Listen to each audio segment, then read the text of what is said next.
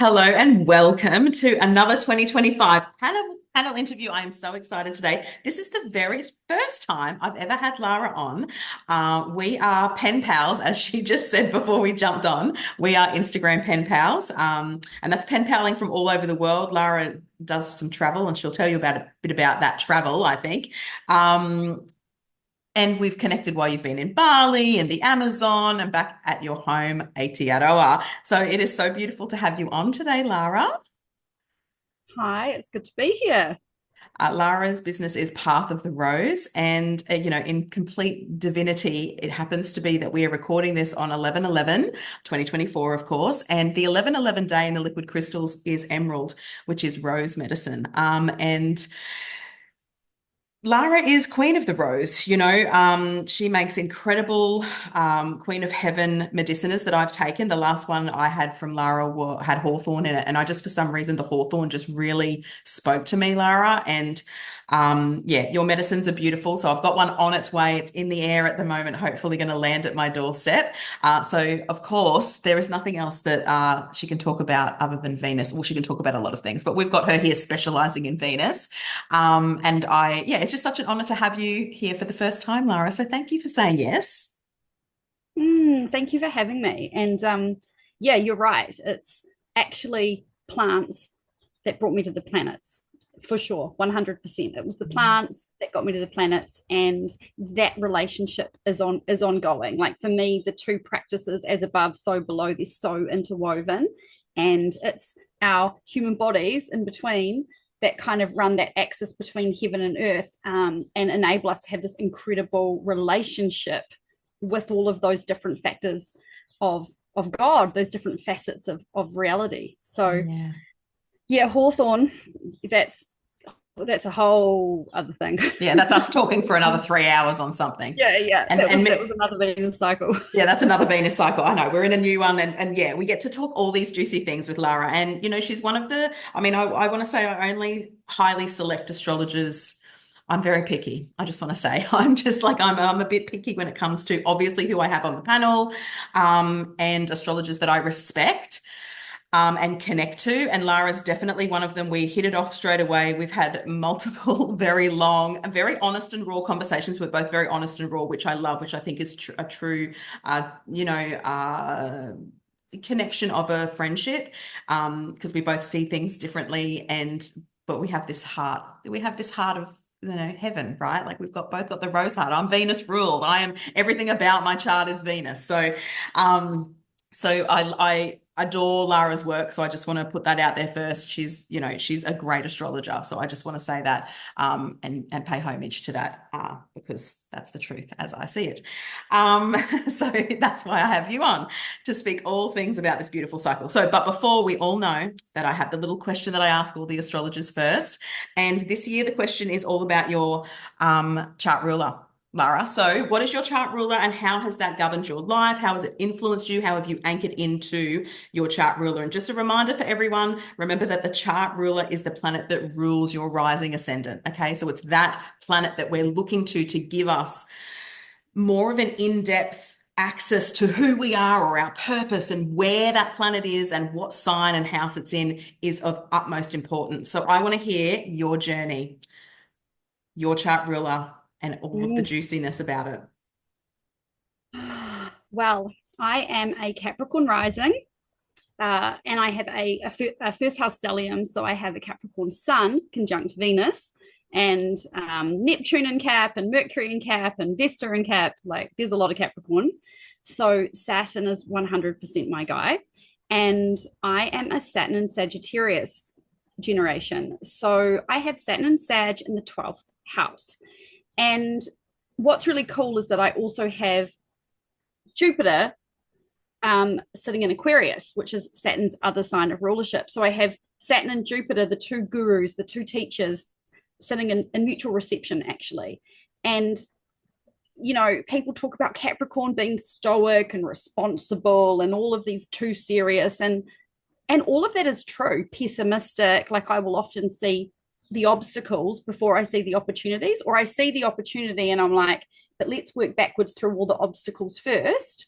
And then once we've figured that out, we can just go for it.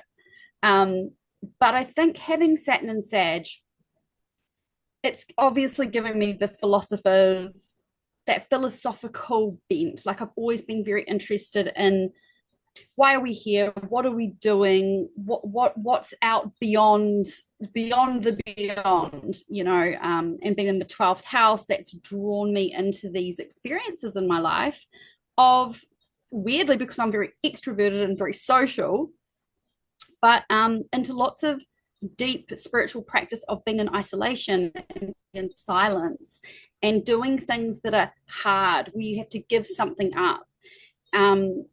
Being someone who has Venus conjunct my sun, just like you, Tiani, I'm super devotional. Like the flavor of my spirituality is devotional. I love bhakti. I love making offerings. I love embodiment, and I love sort of merging with the divine and doing deity practices and all of this kind of stuff. But yet the techniques that I've discovered or been drawn to have been like go and fast in the forest in silence for a month and eat nothing but rice, really austere, really strict rules. And it's something about Saturn being like, I'm going to show you what you're capable of, and I'm going to show you where the gold is and where the wisdom and the medicine is. But you have to prove, you have to earn it. You have to grow up. There are some things that only time can bring, only patience can bring. Like you can be the most mature 21-year-old in the world, but you're still just 21, those kinds of lessons. So I built a retreat center deep in the northwest Amazon of Peru during my Saturn return, married to someone else who was born on the same day as me. So two Capricorns having their Saturn returns, built a retreat center out in the jungle, very doing my Saturn. And I really noticed that like where Saturn goes, I go. So today, Saturn, he's in Pisces as we speak, and the moon's in Pisces with Saturn like right now. And that chart rulership, it's like you can almost never get away from it. It's like whatever else is happening, how much expansion, how much the Saturn's like, are you in integrity? Do your words and your thoughts and your actions line up? Or are you full of shit? Because if you're full of shit, it's all going to crumble down real fast. Like I don't get off the hook very easily. But when I show up and honor that deep time, like honor the deep cycles and the deep time and lineage, like I find it really important to acknowledge, like, as I'm talking about Venus today, I'm going to mention the way I talk about Venus and who my primary teachers are, things like that, because the lineage holds us and keeps us strong. We're not these separate, we stand, what do they call it, standing on the shoulders of giants or something. Like I feel like Saturn gives you that as well. It's like, yes, Saturn people can be these CEOs and these leaders and these like tough grinders that have got all this resilience, but they've got it because they learned from someone good. Exactly. or they found a good school, or they learned how to discern the crap, excuse my language, and the fluff and the noise from like the stuff that's got substance and enduring usefulness. If it's not useful. And the discipline, the discipline that you've had to practice, that's intense. Yeah. Those disciplines. Oh, the suffering, darling, the suffering. Suffering of Saturn, the 12th house melancholy. But the funny thing is, he is in his joy in the 12th house. That is the biggest thing. He is in his joy in the 12th house. So that's a really great thing, right? Like it's a great placement for Saturn. It's a great placement as well for teaching. And so I do really enjoy teaching, but in those contexts, right? Of like, I want to teach, but I want to teach in the forest where there's nothing else around and we're just there doing that. So yeah, I love Saturn. I read The Greatness of Saturn, the myth by Dr. Robert Svoboda. I don't know how to say his name. And that was like this incredible remediation for Saturn during my Saturn return. And I really recommend anyone who's getting Saturned. Yes. What's the book called? Read that book. The Greatness of Saturn. So it's an Ayurvedic myth about Shani, who is the Vedic Saturn. And it's talking about the 7 years of Saturn penance, which I think is a Saturn period within Vedic astrology. But, you know, tomato, tomato, it still did the job during my Mm. Saturn return. And it really just taught me it's like, yeah, Saturn might have you feeling like you're just sitting, like you're suffering. But it's like the minute you stop resisting it and just get on board with the process and just do the hard thing, all of a sudden it's like all the strength arises. Mm. Mm. So, He yeah. really does reward, that's the thing with Saturn. He really, really does reward the work.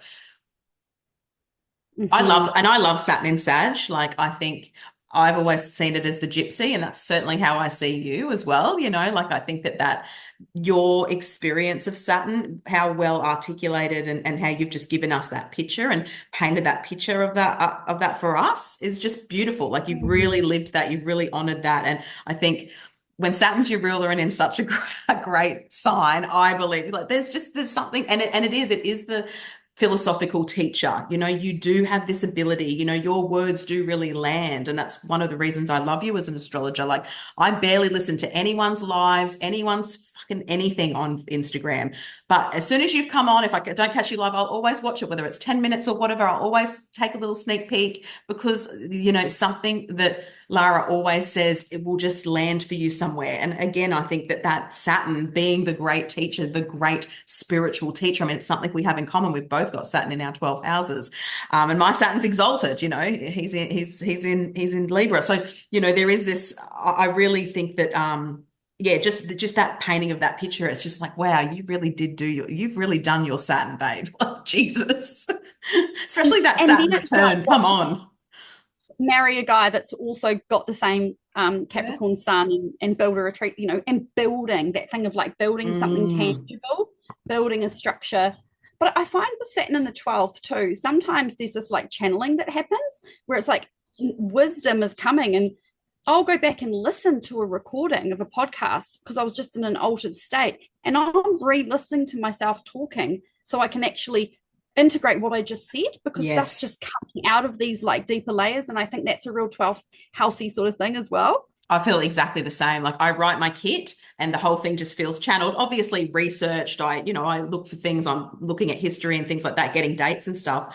But then when I reread it through the edit, I'm just like, I actually wrote that. Like, where did that come from? But I think you're right there with the integration because sometimes there is this such a teachy, this sort of teachy sort of thing as well. Like you're saying these things, it's coming out like you're feeling that collective, that the weight of the world of a Saturn in the 12th is we feel very responsible for a fuckload of things. Let's just be honest here. Like we have this world responsibility because Saturn in the 12th, in my opinion, can very much be like your final life here. It's not going to be everyone's story. It's mine. It's not everyone's. But there is this real clearing of the karmic debts, literally decks and debts, but getting off that wheel as well. And so there's something quite big with that. Like you don't come here in your final life. And like I said, it's not everyone with Saturn in the 12th, but you don't come here in your final life and then that's and it's going to just be this cruisy ride, like that work that has to be put in. And Saturn in the 12th is a big karma to hold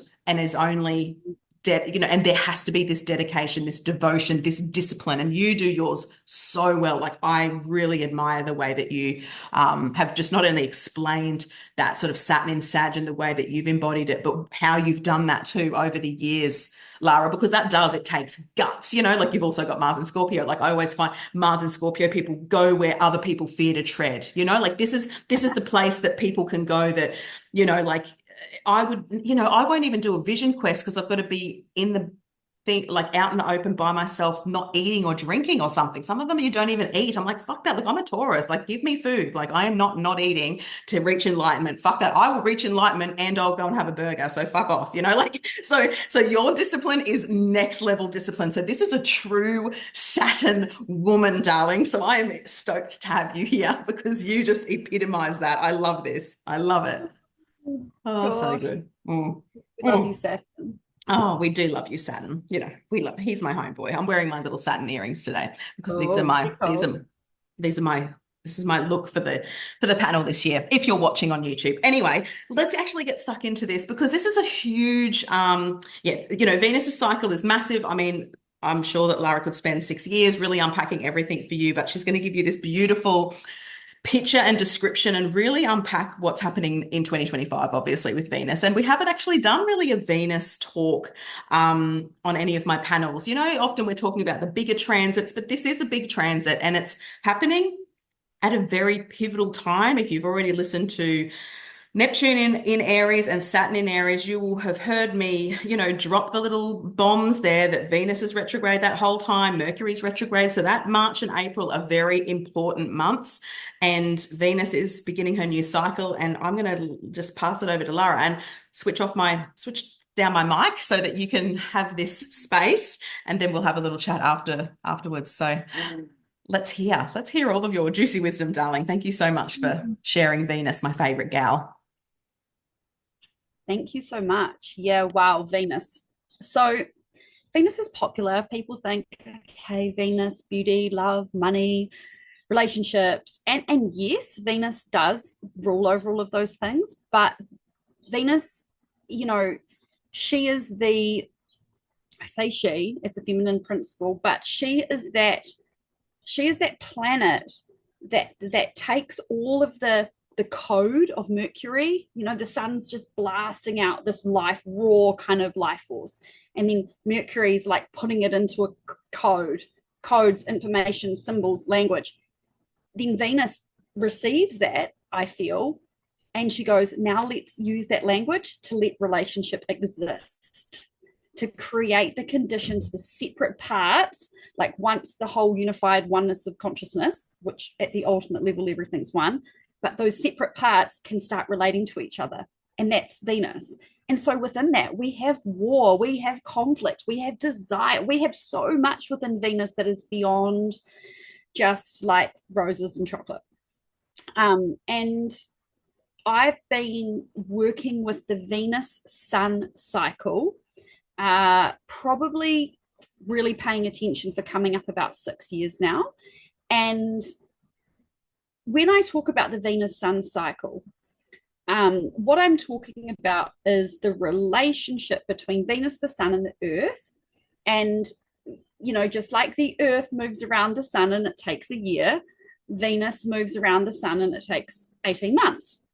And so that 18-month cycle of Venus, from when she is closest to Earth, in between the Earth and the Sun, and her whole journey all the way around and all the way back to that point, when we look at that cycle as a whole, it is a cycle that can be worked with just like a moon cycle or just like any other cycle, right? What's particularly interesting about Venus, and you know, this pertains to the way that she infuses the principle of relationship, is that so much of the sacred geometry that is manifest on planet Earth is represented in the movement of Venus. We know that Da Vinci, you know, the Vitruvian Man, all of the proportions of that. And then when people look at the golden ratio and all of these perfect harmonious proportions, when we actually look at Venus's cycle in the sky, like a little spirograph, they're everywhere in nature. And so she really does hold these like very deep codes about the cycles and the nature of relationship and the way that that's evolving and changing and growing, just like everything else is in this universe. I definitely take an evolutionary perspective. I'm not an evolutionary astrologer, but I'm like I'm influenced by that perspective. I believe there's no bad astrology. There's just evolutionary invitations for everything, right? And so Venus, when she's retrograde, is when she's closest to Earth. And in that time, she's invisible. She's whenever she's, I think, within about 10 degrees either side of the sun, I think that's when she loses visibility. We can't see her in the sky. But she's coming so close to our body. Like my body is an extension of the Earth's body. I really feel that, not just because I'm a Taurus moon and a Capricorn, everything, like massive Earth sign person, but maybe I feel it more than other people. But I do really feel like my body is an extension of the Earth's body. And so when a planet comes so close to the Earth, it's like Venus is infusing us with the sun, she's in between us and the sun, and she's just like, you know, when you hold a magnifying glass and you catch the light and you burn, hopefully not some living ants, maybe if you're like a, you know, 7-year-old child that doesn't realize that's not very nice, but it's almost like that. There's a spotlight on us, and the Venus retrograde is like this pollination. It's like we've been pollinated and impregnated with a new Venus Sun evolutionary invitation. And then during that time, you know, retrograde stuff's unraveling and shifting, and there's timeline leaps, and people are coming back from the past, and we're being presented with kind of, I feel like the Venus retrograde is a very shamanic time.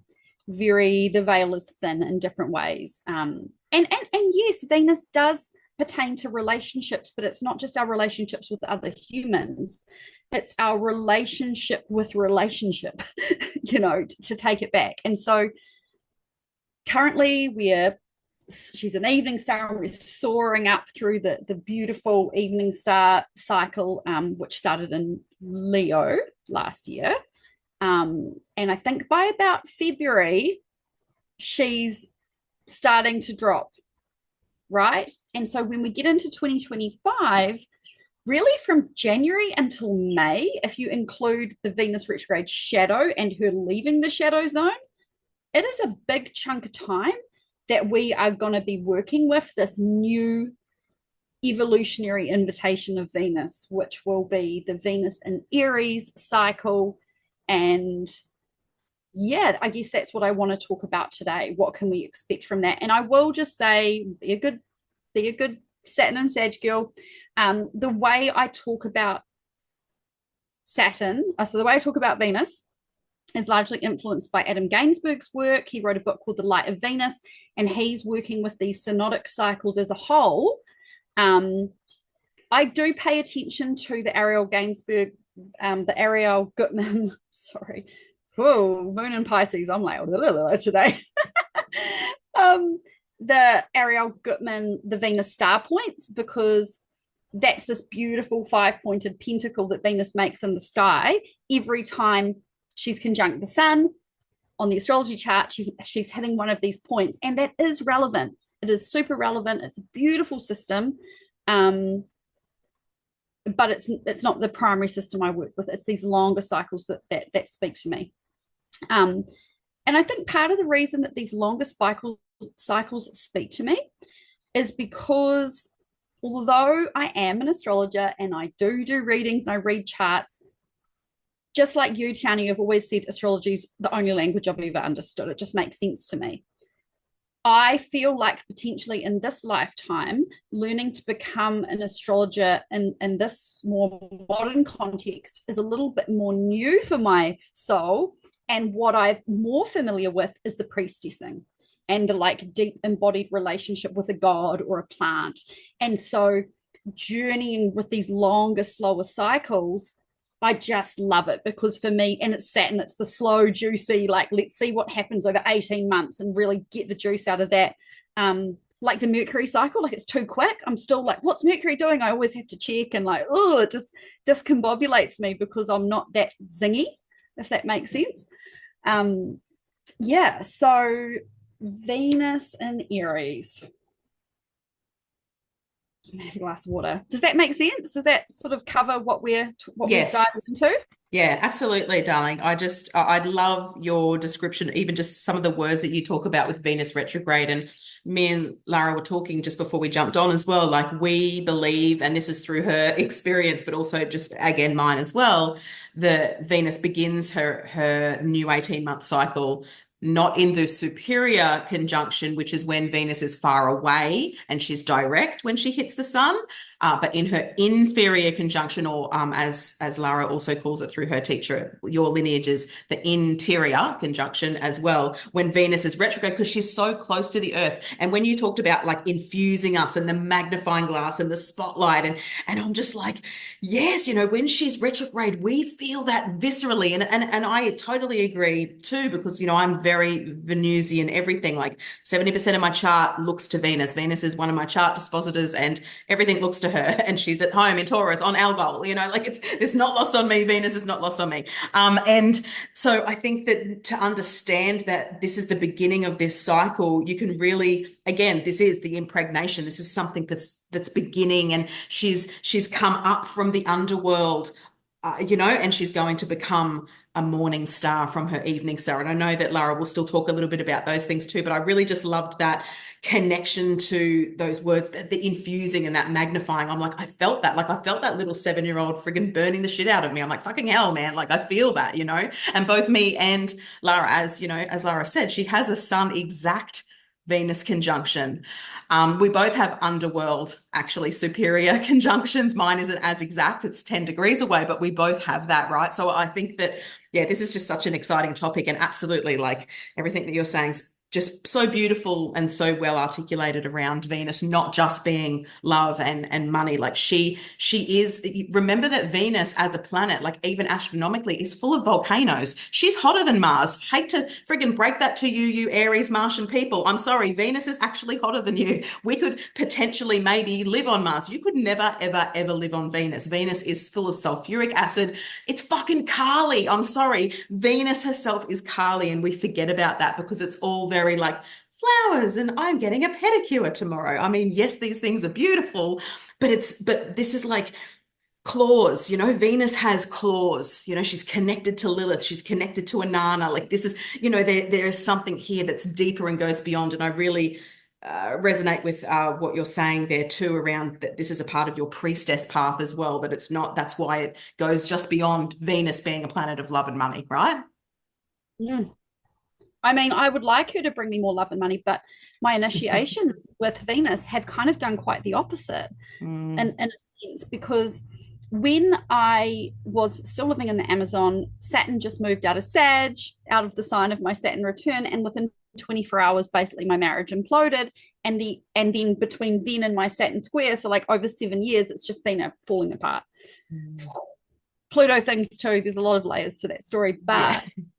Venus, what happened at the same time was I was sitting at the river playing my drum, and I heard this music coming out of the waters. And I would do this, I would meditate on the sound of the water, and I would hear like melodies arising from the 12th house and start singing them. And these would be devotional songs, medicine songs, and I heard this, and I was like, oh, that's a nice melody. And I was just all day, I was just singing it and singing it. And I got to the end of the day and I said, I'm saying Inanna. I'm like, that's a name. I'm sure I've heard that somewhere. And this is back in like 2018. I was like, okay. And I went and looked up we had a good library, and I found that Sumerian goddess, one of the oldest goddesses that's written about. And I thought, wow. And that Inanna's story was a feminine counterpart to the hero's journey. The hero's journey is a narrative like a Mars mountain that goes up and conquers the beast and comes down and comes home. That the Venus, and not that she was connected to Venus. I didn't know this yet, but that she goes like a menstrual cycle, goes down, dies, transforms, and then is reborn in a new form. That's the feminine narrative of initiation, and that the myth of Inanna is connected to that. And I was like, that's cool, more cool trippy stuff, happening in the jungle. And anyway, then my life started falling apart, completely burnt into flames. I'm like completely losing my mind, and roses start appearing everywhere. Roses. And it's like through that process of going, okay, well, I work with plants, I'm going to start working with rose, more and more things started unfolding around this Inanna character and rose. And then I realized it was a Venus thing. And that's when almost like the Venus cycle started carrying me and initiating me and showing me in no uncertain terms through a devotional relationship with Inanna and Rose. The astrology was kind of like the after explanation. It was like, you go through all this and then you'll be able to grasp the astrology because you'll have an embodied experience and an actual transmission. And, Inanna, she is a goddess of war and civilization and all of the things that make the world exist, tangible things. when we're looking at the Venus retrograde, so this Venus retrograde 2025, Venus enters the retrograde shadow in January, but the actual Venus meeting the sun is 2 degrees Aries, the freaking second degree of the zodiac, on the 23rd of March. That is sperm enters the egg, that's the pollination moment. And Mars is the ruler of Aries, not Venus. Venus is in Mars's sign. And Venus and Mars, they sit on either side of Earth. And how was life created on Earth? By Venus and Mars coming together. Like, that's the thing. And so what does it look like when Venus is in Mars's sign, starting a new cycle? I find it so interesting because she's going to be in Pisces before that, which, as you said at the start, Venus in Pisces, the mermaid queen, the most fucking delicious, lovely. And that's going to be so nice because we will have just be coming out the end of all of the Mars retrograde stuff. And I think Venus in Pisces is just going to be like, it's like that cold drink on a hot day that you need after sort of doing a whole lot of that. But then she goes straight out of being in Pisces, where she's just in great condition, and it's like into the Badlands, into the burning lands, into those. I mean, what I find about Aries energy is that, and this is where traditional rulerships and exaltations and falls, everything's evolving all the time, right? And I think what's hard about Venus and Aries is that Aries is singular and Venus rules relationship. And Aries says, I'm me, and I'm over here, and I've got a unique and individual impulse. I'm going for, me. And we know that when relationships are too me, it gets difficult because there's not enough nice kind of Libran give and take, and it can get challenging. But again, this is an evolutionary invitation. And we have been going through a lot of growth in the Aries frequency because the North Node's been there. It's like boundaries, authentic desire, maybe the most intimate, the most true intimacy that you can have with someone or something or life is by saying no to everything that doesn't feel like a full authentic yes. And that you're having 50 less connections, but the one or two that you're having are full of life force, and they're full of the potential that is needed to grow a really healthy whatever you're going to grow. But this Venus retrograde is, I mean, I always run a sadhana, a 40-day and night sadhana during the Venus retrograde, and go into prayer and celibacy and devotion because it's just such a potent time. And this one is like no joke, dude. We've got I mean, you've already talked about Neptune, you've done a call on that. Neptune entering Aries, this threshold from like the end to the beginning, the end of one world and the birth of a new world. And I think for so many people, it's a huge spiritual initiation. It's a huge initiation into paradox. How can Venus be in Mars's sign? How can an ending also be a beginning? How can I be holding on and letting go? How can I be strong and soft? How can I be like, whenever I especially with Mars and Venus, like in each other's signs, it's very tantric, it's very paradoxical, it's very like, what does the active feminine feel like? What does the passive masculine feel like, Mars and Cancer? Like, how interesting that we're having these two retrogrades back to back. It's almost like we're getting invited to widen and deepen inside of ourselves our capacity to be with unconventional forms of our own inner masculine and feminine. And now I'm going to do my Saturn and Sag thing and go down a bit of a philosophical deep dive. But the world, the external world, and all of the big changes that we're going through in terms of climate, in terms of geopolitics, in terms of everything, it's interesting to me that there's been a renewed level of debate and discourse and conflict around what is gender. And without going into any like focusing out there, I always say, well, what is the evolutionary invitation? I think the reason that there's so much discourse and conflict and wrestling with that subject is because inside of ourselves, the space that we have to inhabit inside of ourselves, what is a passive or a more feminine masculine feel like? What does a more masculine feminine feel like? How do we switch and swap? It's like we're so crunchy and locked into these like things. And I do think that this Venus retrograde in Aries is going to be a massive invitation for everybody to start redefining what does it mean to be, what is active feminine? What is the feminine when she's in relationship with the world in a non-traditional way? What does it mean to sort of say, well, actually, this is what I want, and this is what I believe in, and this is what I'm doing, and this is what I'm focusing on, and I'm cutting everything off that doesn't sort of isn't relevant to that, like my instincts, like not just overriding your instincts all the time, but finding a new level of authenticity in your desire and trusting that that's an evolutionary impulse that is actually good for everyone.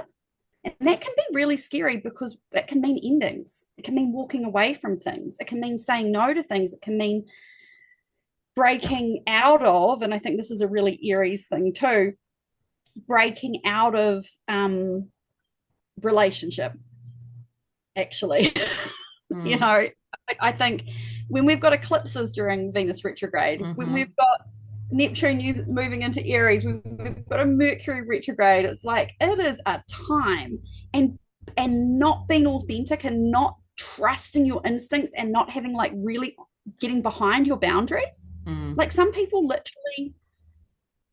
literally believe or experience that a boundary is like violent, or they are violent with their boundaries.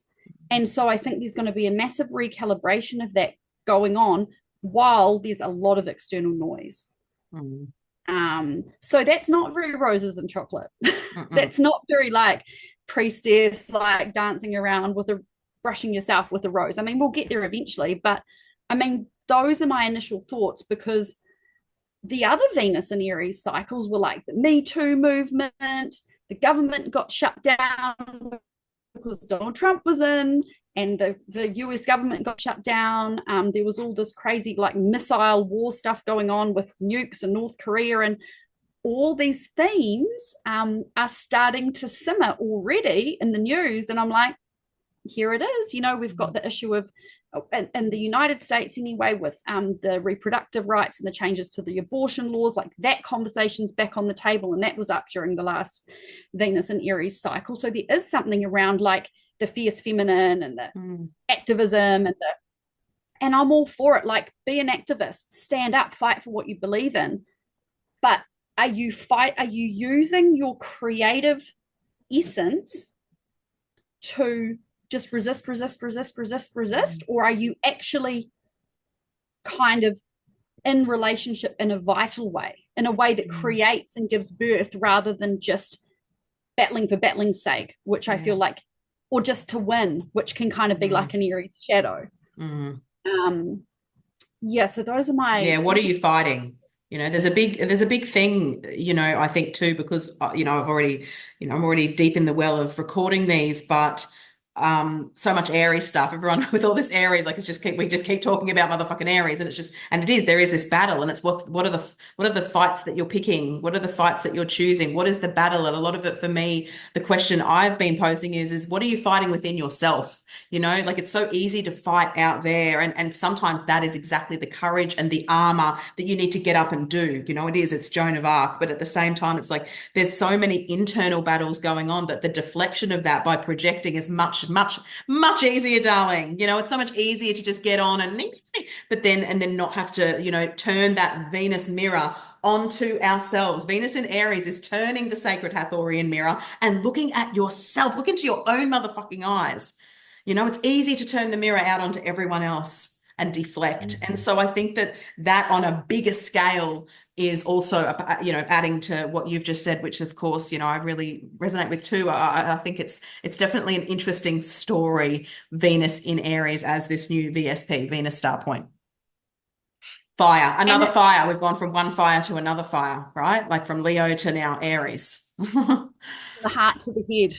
Exactly, from the heart to the head. And not only that, Venus moving from the evening star, which is more receptive and yin and gentle, even though it started in Leo, now we're having the morning star, which is the Lucifer star, which is the star of yang and dominance, which I often feel is a very Venus Aries feel, like the morning star feels Venus Aries, but it's sort of like doubling down on that. We're literally going to be in a Venus Aries cycle whilst we're in a morning star.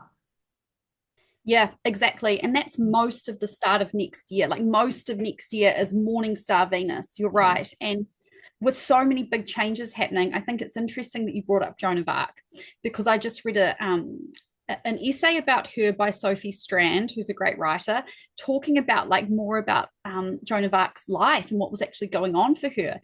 And I think she's one of our icons that we would do well to look more into her story with this coming up, because exactly what you said, what are you fighting against? Well, the courage that it takes to put on your armor and jump into battle, it's like, yes, but there's a reason why Mars rules Aries and Scorpio, because you also need to have the Scorpio courage that goes in, and otherwise you just end up becoming the monster that you're fighting. You become, and the Me Too movement, which was is very connected to the Venus and Aries synodic cycle.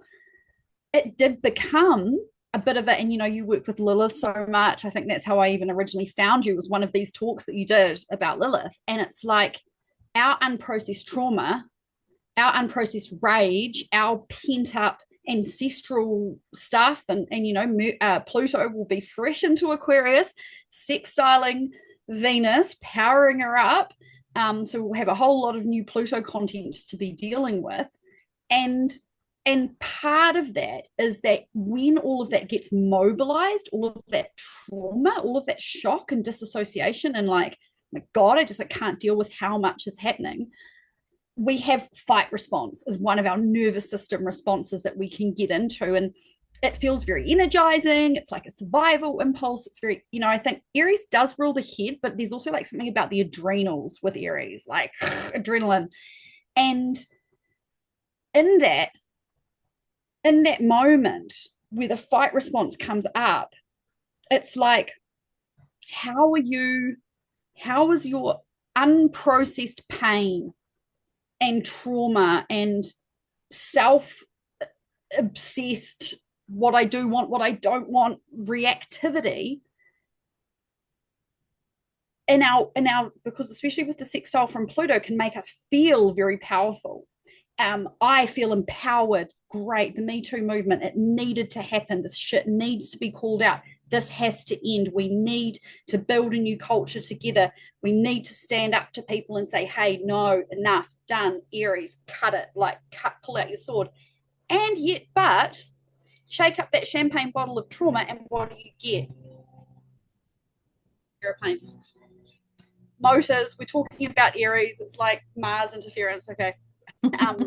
We did get witch hunts and where it goes too far and cancel culture, and next thing everybody's repressing everybody and nobody can even question anything because it's all just become this hyper pressurized too much thing. And I think when I'm looking at this Venus retrograde, okay, so I'm kind of on a little obsession with all the asteroids right now, just because I found a new feature in my software and I'm like, during on the day of the Venus interior conjunction, the very start of the cycle, that's the birth of the cycle. It's always worth just looking at that chart and saying, well, what have we got going on?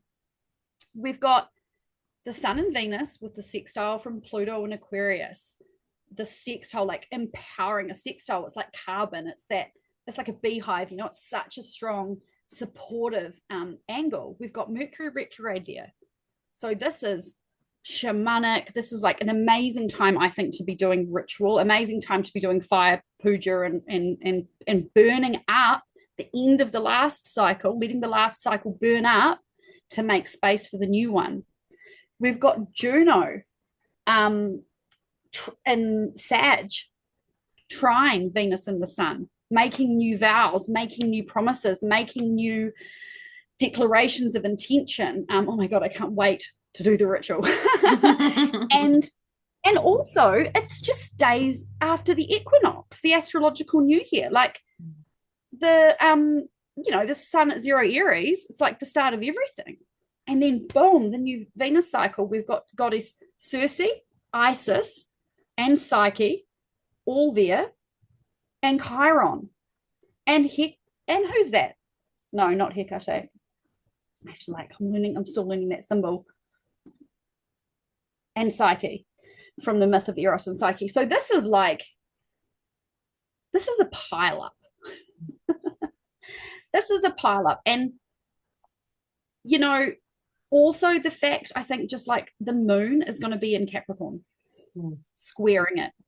And we are, just because Pluto has left Pluty. Give him a nickname, he might go a bit easier on me. I don't know. Pluty. Just because Pluto's left Capricorn doesn't mean we're not integrating everything that happened. And I think the moon being in Capricorn at the start of this Venus cycle and probably on the equinox too, because it's potentially, I don't know.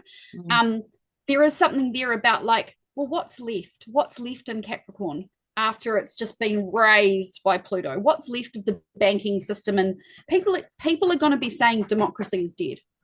Next year, people are going to be going, democracy's dead, the dollar's dead, everything's dead, everything's falling apart, just total systemic meltdown.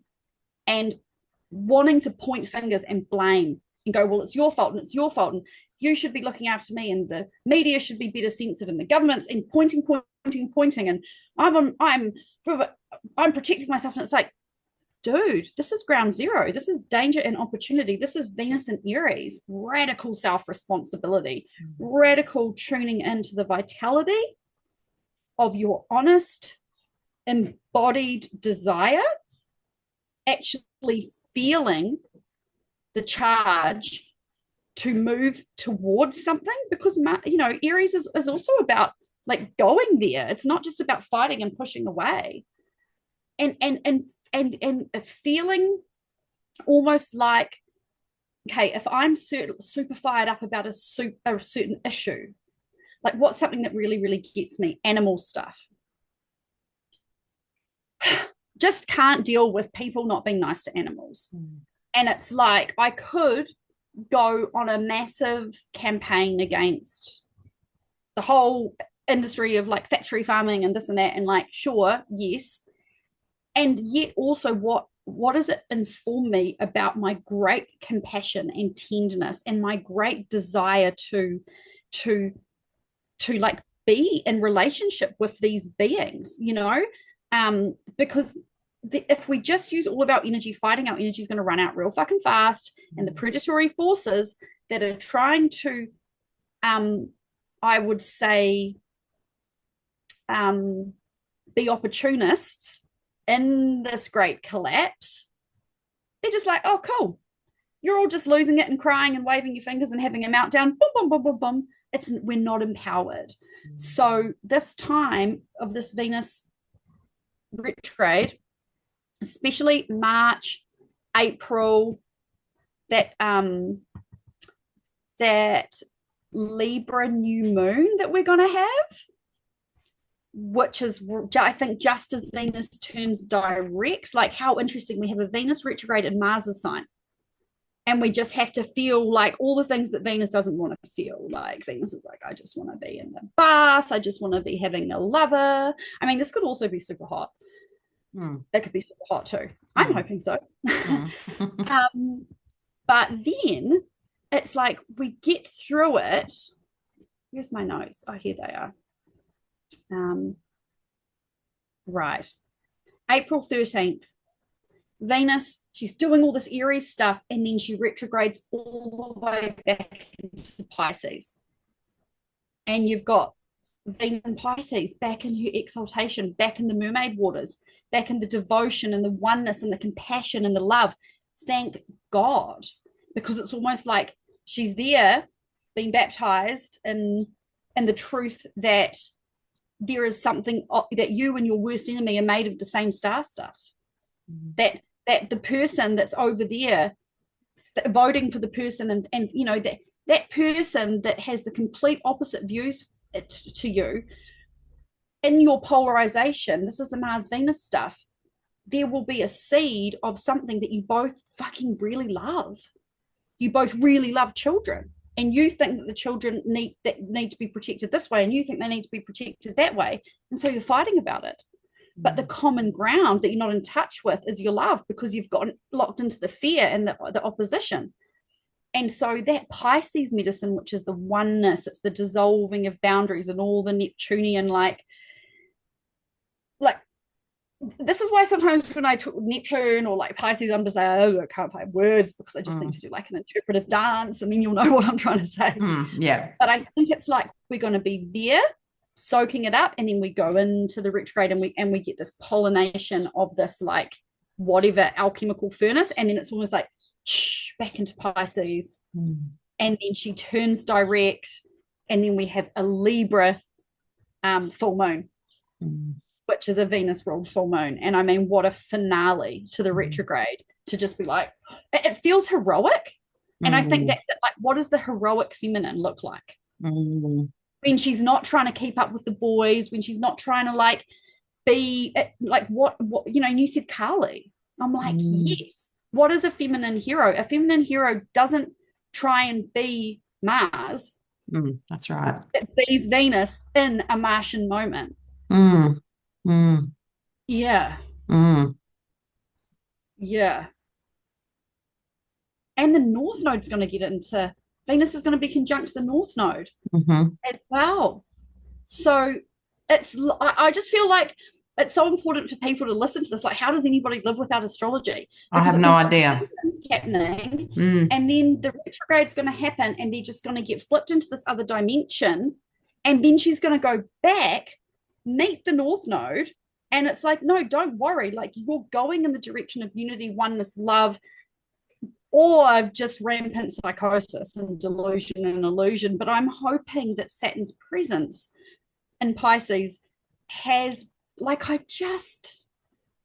I don't think, unfortunately, that the collective ability to disconnect from hysteria is really happening as fast as it needs to happen for us to have true sovereignty and agency. But we'll get there. We will get there eventually. I just think it's going to take some time. And I think, unfortunately, there's going to be next year a lot of what's real, what's not real. No, this is real. No, that's real. I don't know what's real. And that's why this Venus retrograde, it's like agency. How do you have, excuse my language, fucking agency, real agency? You don't have it by obsessively looking at your screen and trying to figure out all the conspiracies, or obsessively blaming all of the abusers and the bad people and the voters and the fundamentalists and this. None of that gives you agency. The only thing that gives you agency is an authentic, courageous, embodied relationship with your own desire, including what you don't want. And that's also, you know, I feel like right now, Venus in Leo, right? She's opposite Aquarius. So we're getting the heart story, the intelligence of the heart. And I feel like Venus is like, she is a benefic. Like, ultimately, even though the Mayans went to war under a morning star, and Venus can like make us really like spend all our money or just be total hedonists or like just do crazy stuff. Like, there's all of that. But ultimately, traditionally, Venus is a benefic. And when Venus is fertilizing Leo right now, which is what's happening now, it's almost like she's giving us a heads up. She's almost like, guys, I'm getting you ready, because the fucking disassociation levels of just in my head, I'm just like so in shock that I'm just like up here with Pluto and Aquarius and all the new tech and all the stuff that's going to go on, living in a sci-fi dystopia. Venus is like, I'm trying to get you back in touch with your heart. I'm trying to remind you what it feels like to be embodied. Like, what is the feminine? She's embodied. Venus rules Taurus and Libra for a reason, right? Art and like the senses. Like Venus, I think, always takes us into the body. She's not out there conceptual outer planet stuff. She's like in here. And this is another Venus in Aries. It's another embodied invitation, but it's different than the heart. It's like,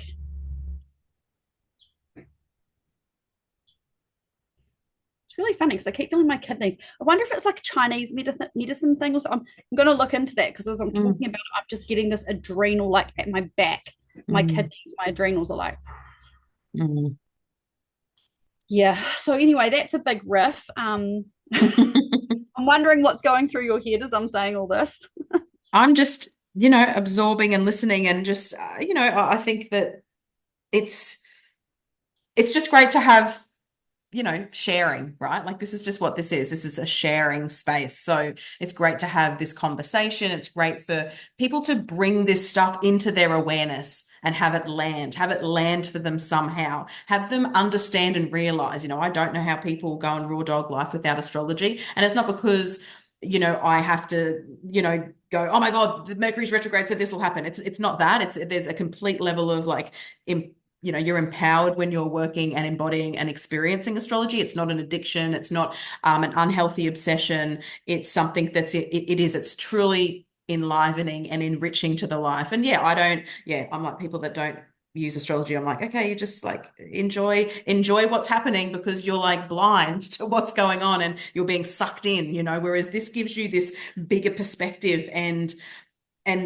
next year, as I've said on quite a few of these, and I'll continue to say on these panel interviews, it's a next level year. It's a year that most of us astrologers have never seen in our lives. The Venus retrograde in particular, March and April are very huge months because of Neptune moving into Aries, because Saturn's right there at the end of Pisces, because again we're working with Pisces, the death portal, and Aries, the brand new beginning, because Venus and Mercury are both retrograde over nearly the exact same degrees at nearly the exact same time. Like that in itself, like, whoa. So this Venus retrograde isn't just a new Venus retrograde cycle. It's actually something that's really again, like I'm in the Pisces suit myself here with this Pisces moon, but it's like, and my interview before was all about Neptune, so I'm just sort of like wafting around here like I'm a fucking boy in the ocean. But the thing is that it's unspeakable in a way. Like sometimes it's hard to actually put words to what this little part of the year next year is going to be like, even considering the North Node is there as well. So there's something super fated and super dharmic and super karmic that's moving us to this new terrain, but we're also not quite there yet because Venus and Mercury, so heart and head, both have to continue going over things, which is exactly what Neptune and Saturn will be doing. They're both going to keep going over these final degrees of the entire zodiac and the beginning degrees of the zodiac. And a couple of little dates that I wanted to sort of jump out as well, just for everyone to know and realize and to be able to, anchor in and write down. I've got a lot of astrology nerds that want to write down all of the notes that they're listening as well. Is the retrograde itself is March the 2nd to April the 13th, from 10 degrees of Aries to 24 degrees of Pisces. Now, 10 degrees of Aries is this first decan of Aries, as I've talked about in other conversations here, which is a double Mars decan. It's the tower. It is a very volatile decan.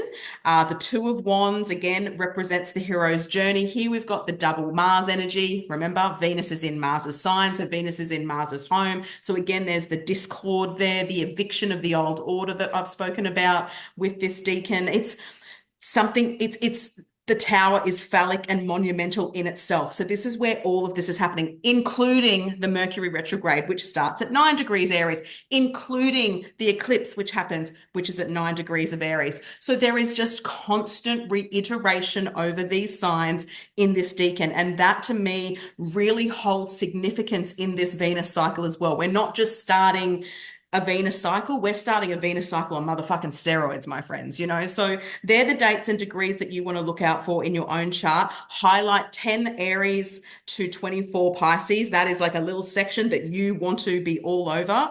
It could probably go over 1 or 2 houses. For me, it does. Oh, no, actually, it doesn't for me. It's all just in my 6th house.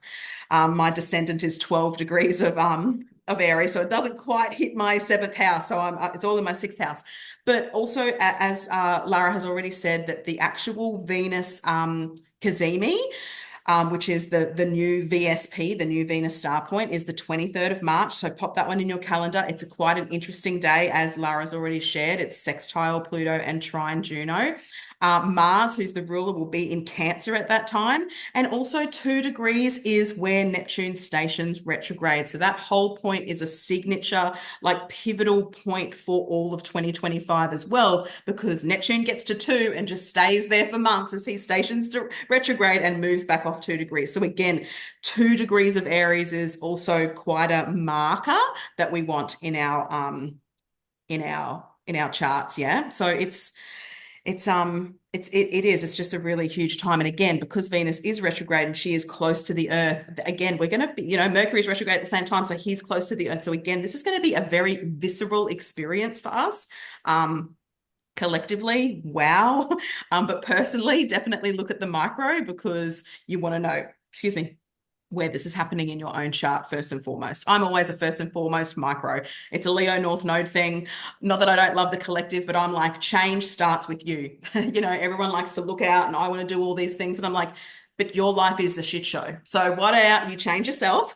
Be the change. Thank you. I think someone amazing said that, Nelson Mandela or someone, please forgive me if it's not Nelson Mandela, but be the change you want to see in the world, whatever that quote is. But realistically, this sort of stuff is that. Start on the micro and how that ripples out. If you want to change the world, make your bed, tend to your relationships, right? Like, look within. That will help the collective, because the collective doesn't need anyone. The collective doesn't need any more fucking gurus. Doesn't need anyone else going, you should do this, I'm another coach, make $10,000 more, yada, yada. All this shit's burning and dying, my friends. The collective does not need any more of that. The collective needs, this is why we're having the lesson in Aries is strong, sovereign, autonomous beings who are not rage fueled. Something I wrote as Lara was talking was discipline in drawing your sword next year. Discipline in drawing your sword. Yeah. Mm-hmm.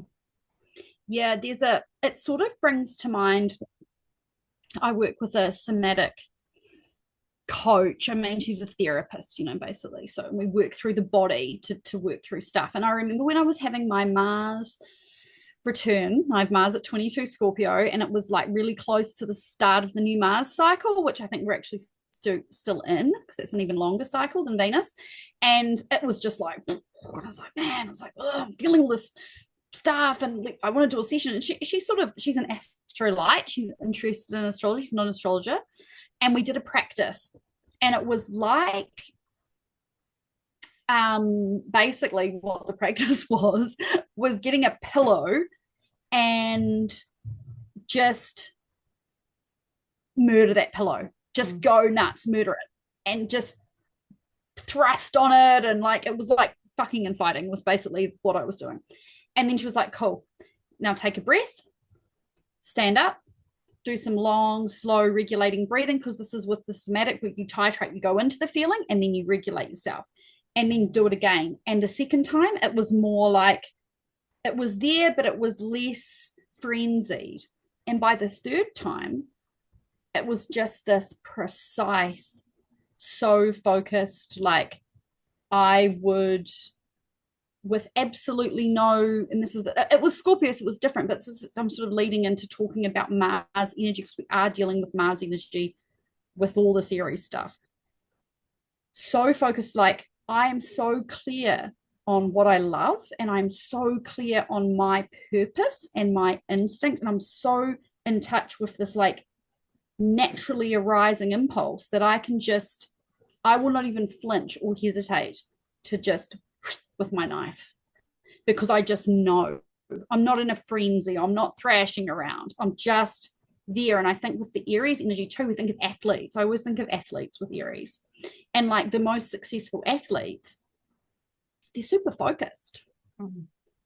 You know, they're super focused, and they love it. They're doing it because they love it, not because, you know, the ones that are just like caught up and being meatheads or like having something to prove, like they all burn out eventually. The ones that are really heroic and go the distance and become great masters in the long run, you know, because Aries is so teenage. It's Aries can be so fun. It can be so like vital. And I think we're going through so much death and so many endings, as you know, like Pluto at the end of Capricorn, all the Pisces stuff. It's just like, could there be any more endings? And here we've got this energy of like new beginnings.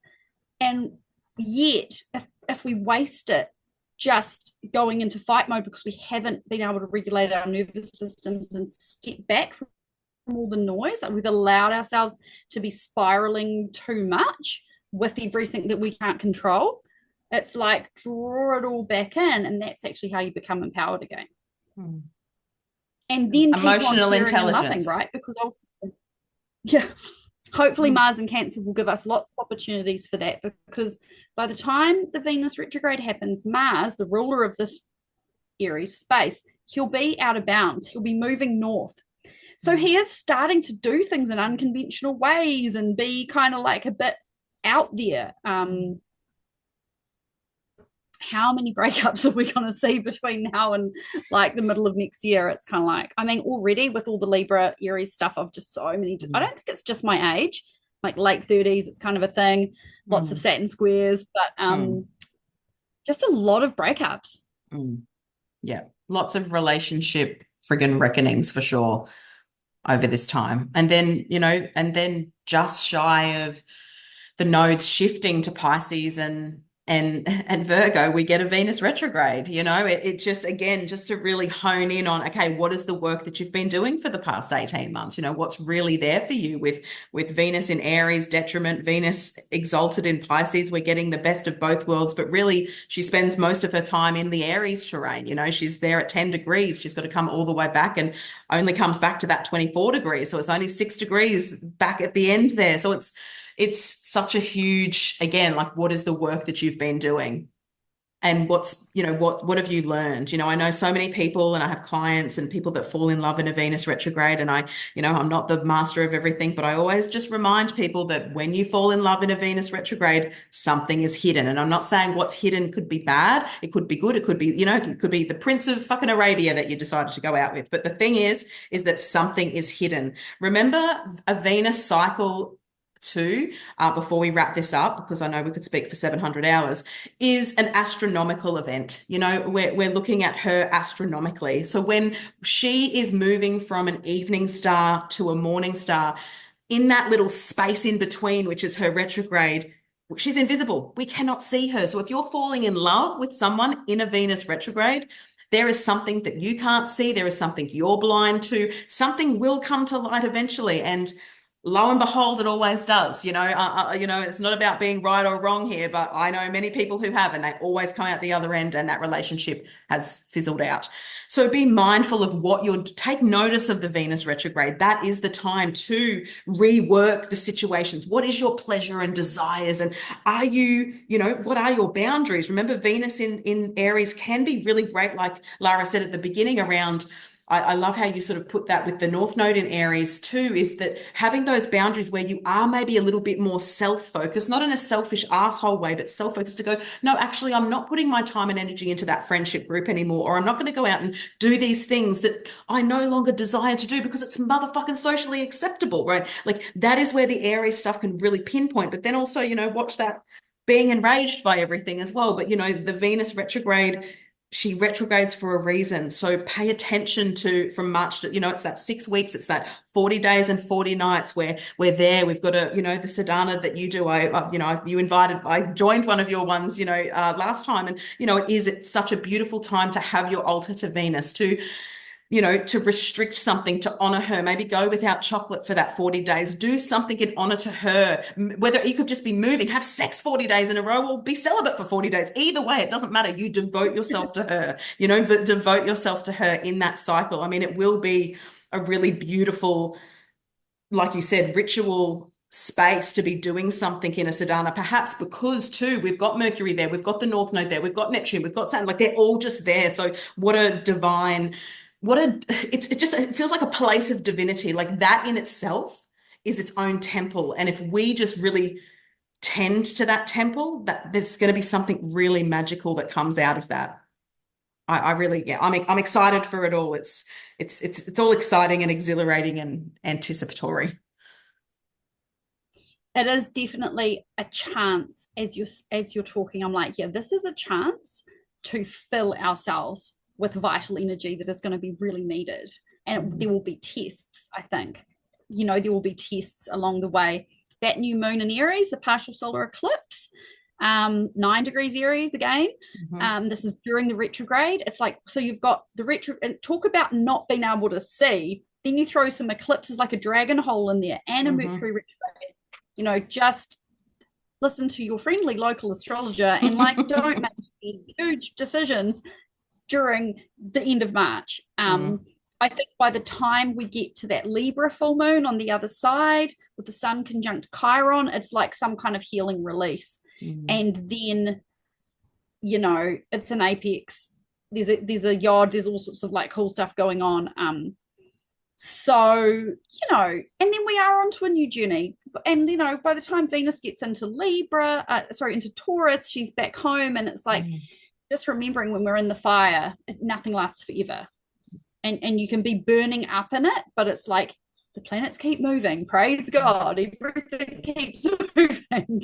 I'm like counting down the days till Pluto gets out of Capricorn, believe me. Counting down the days.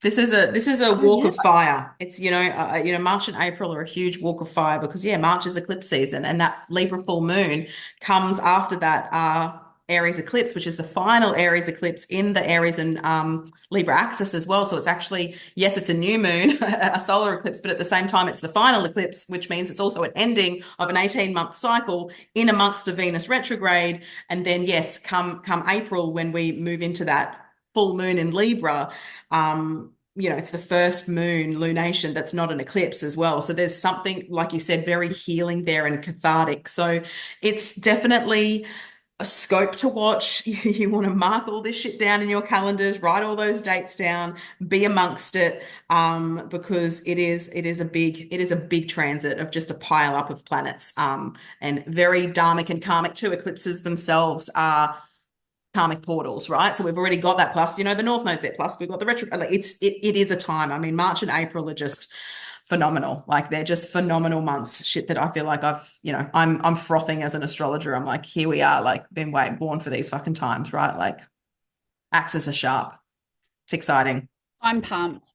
Yeah. And I mean, we're pretty much at time. There's just one last little gem that feels quite important as I'm looking at the Queen of Heaven medicine, to say that being selfish, or what we perceive to be being selfish, because when we're looking at a new big evolutionary chapter with Aquarius, which is like the individual, but it's also the collective, and then all this Aries energy, which is the self, the singularity.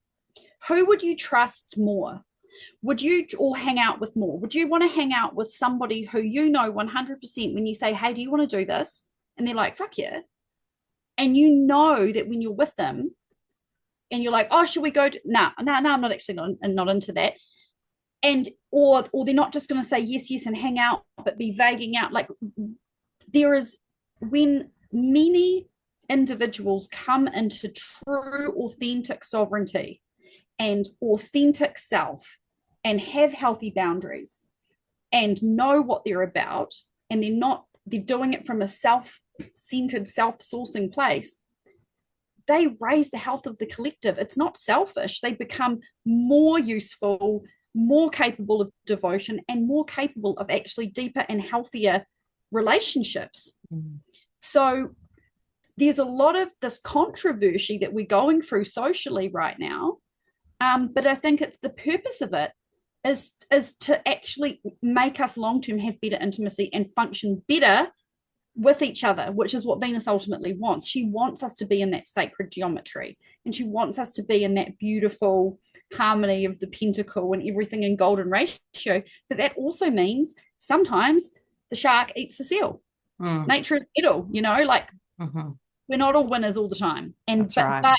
there's a bigger cycle unfolding. So if you do feel like a loser or you're not getting your own way or something's smashing you down, I think it's important to kind of like zoom out and recognize that there's a reforming happening. And when we're victims, and because this all the Pisces stuff, everyone's a victim and everyone's a minority, and oppression's real. Hierarchies of dominated consciousness are real. All of that is real, and let's just purge it out of our consciousness and create better systems and be more loving.